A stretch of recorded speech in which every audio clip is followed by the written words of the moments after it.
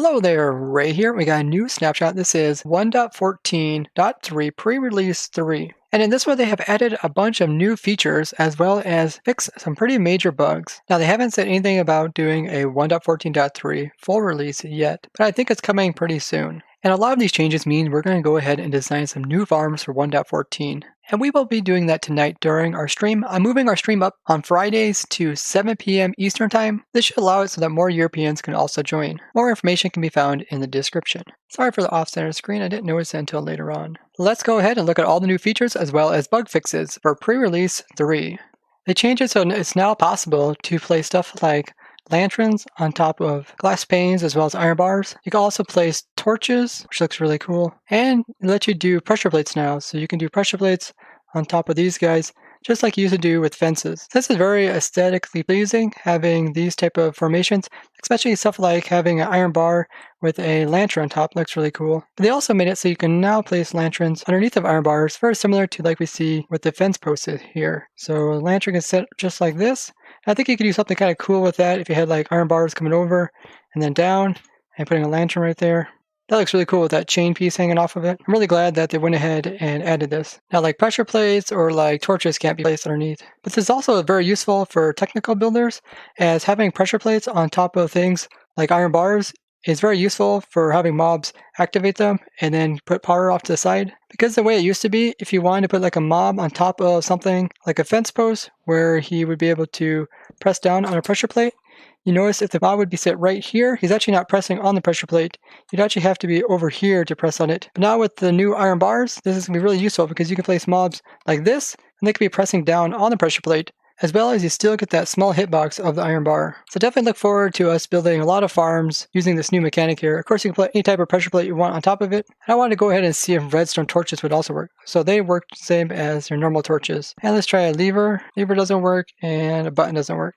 In the last snapshot, there was a problem with pigmen always remembering to be aggro towards a player, even if you kind of left the area and came back. And they went ahead and tried to fix this, but it also caused it so that pigmen wouldn't aggro their neighbors, which was making it so that pigmen XP farms were no longer working. So let's go ahead and just try it. We'll go ahead and throw some snowballs at the guys, and you can see, yeah, it's aggroing all these guys around them. You can see it's actually going way out. And if we get closer to these guys, you see that they're also getting aggroed. So it seems to be working good. They fixed a long time bug, which I complained about quite often, which is that blazes as well as endermen who can take damage from water, they also take damage from water potions, such as like the splash water potion. You see they take some damage. And the player can actually kill them from this, but they're not dropping XPs or any kind of player loot from this. But really this potion should act like any other potion, like a damaging potion, where it should drop those loot. So they have went ahead and fixed this, which is really cool. So let's go ahead and throw some potions at this guy, and we'll see if we get some XPs out of it. Okay, he's dead. You can see there's XP as well as a blaze rod. That's really cool because now you can actually make automatic farms where you brew up these water splash potions, since they're actually really easy to brew up. If you have an AFK fish farm, you can get the water bottles, and then you can put it with some gunpowder, like a witch farm or a creeper farm. You can automatically brew them up into these splash potions, and then you can just use them to kill off your blazes inside of your blaze farm. I'm really excited for this, and I'll definitely be trying to make a farm using this, because you can actually do multiple blazes at once, as it's kind of like an area effect. And you can actually do this with looting too, so you can throw the potion and switch to your looting sword, and you can see all the blaze rods I got since I have a super high level of looting. And you can also kill multiple blazes at once. But it seems that they didn't really fix the Endermen. Endermen aren't taking no damage from these splash water bottles.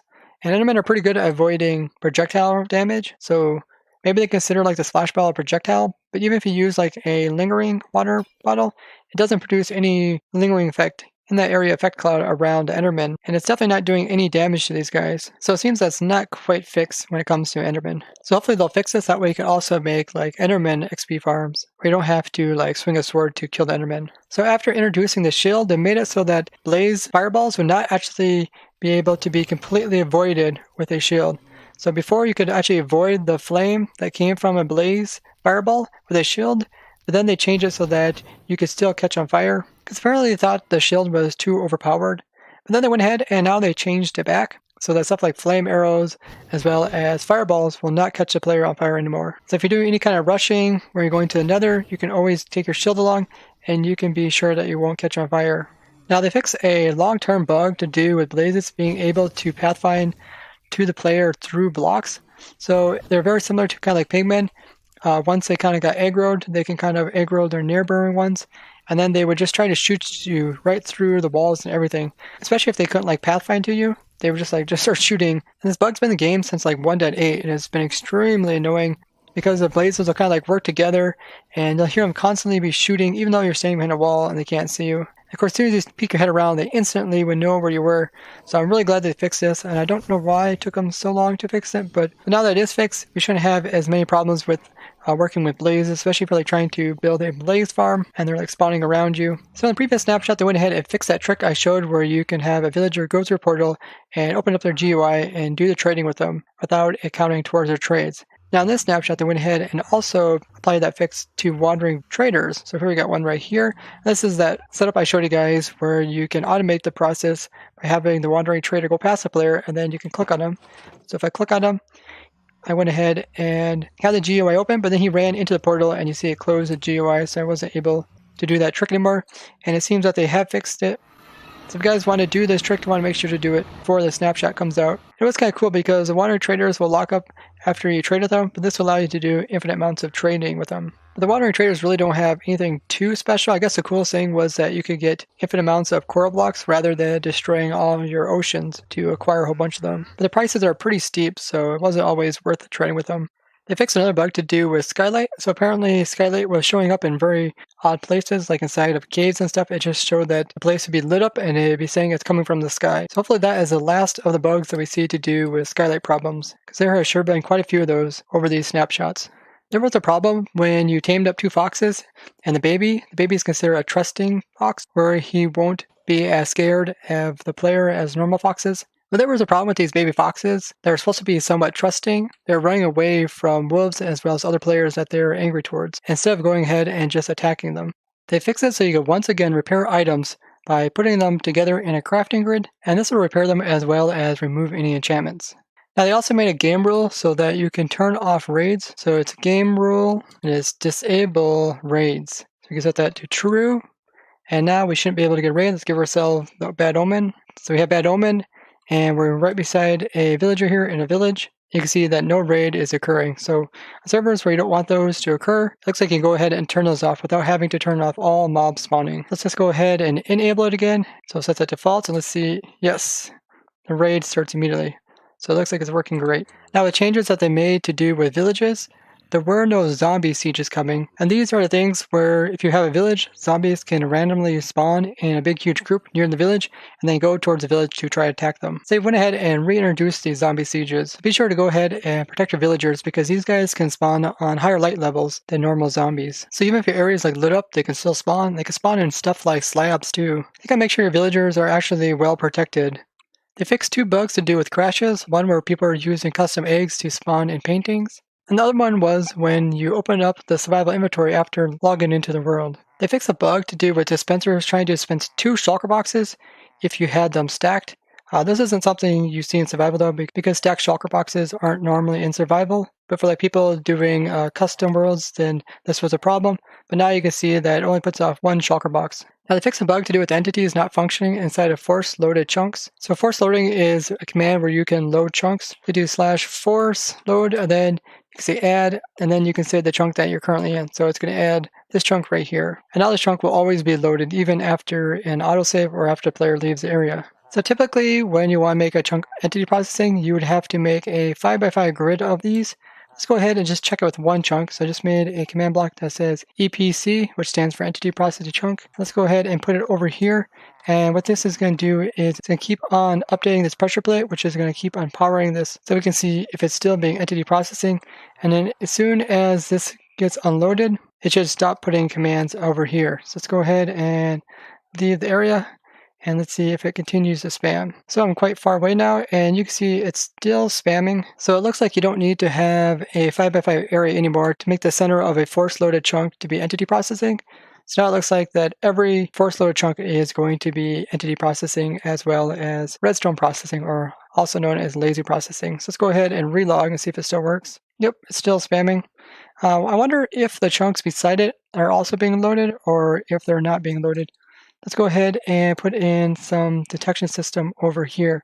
This is just a nearby chunk. So I'm just going to put in an observer clock, and then we're going to put in a command. This is going to say lazy processing. So that's going to tell us if it's being loaded at all.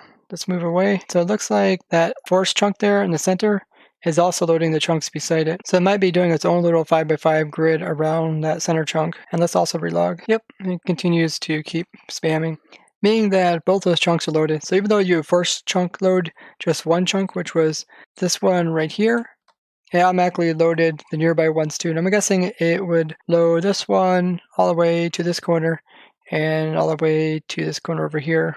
I'm just going to go ahead and double check these corners. So I put some commands in the opposite corners where I think the chunks will also be loaded, but let's go ahead and test it. I'll just move away. So it looks like they're actually not loaded. So maybe it only loads like a 3x3 area, and then the center one is entity processing. Okay, so now I just marked out a 3x3 area. We're moving away from it.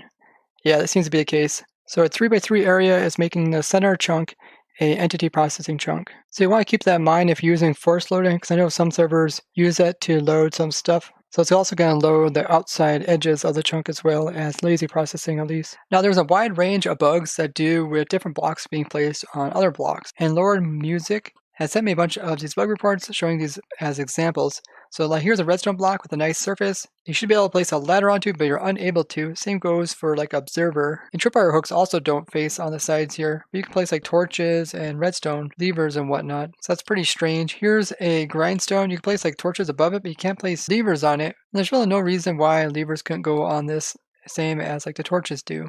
Here we have a composter, and you can't place any scaffolding on top of this, even though the scaffolding just needs like support for these legs here, and you wouldn't think it needs support in the center. So you can't place scaffolding on like composters, cauldrons, or hoppers. And same goes for like the bell. Apparently the bell needs support, even though when you put it down, it kind of just supports on two ends, so it also won't go on top of these type of blocks. And the end portal frame, you can put like torches here, but you can't place like any levers on them on this side here. This part here is a little bit lower. You can't place torches or levers on this. The only place you can place levers is like on the bottom of it. And there's actually a whole bunch of other bug reports just like this. And there's really no reason why some of these blocks should work on some things but not on others, as it kind of just limits the amount of stuff you could do. I definitely see technical builders as well as aesthetics builders coming into situations where they want to make something look really cool, like put a scaffolding on top of a cauldron, and maybe that can look like some kind of shelf, but they're unable to do that. Like even if you come over here and you would set block of scaffolding, you see it instantly pops off. So hopefully they get around to fixing these bugs. I really like these new features as well as the major bug fixes knocked out, and they are probably thinking about doing the full release of 1.14.3. But after talking to a lot of people that are playing in 1.14, I feel like the major problem is lag, especially on servers. A lot of people say they're really struggling to host servers. And it seems like the lag just becomes too much, and even if there's only like 10 people online, they still have a lot of trouble running the servers. But throughout the snapshots, it has been getting better, so hopefully we still see them continuing to try to improve upon that. And I can't wait to see you guys all at the stream tonight, which is testing with the viewers. It should be a lot of fun. And if you guys did enjoy this snapshot review video, be sure to go ahead and give it a like as well and share with someone else so more people can be informed about what's all going on with the snapshots. And if you're one of the few people that haven't went ahead and already subscribed, this is a great time to go ahead and do that. And I'd like to thank you guys for watching, and I will see you guys in the next one. Bye-bye!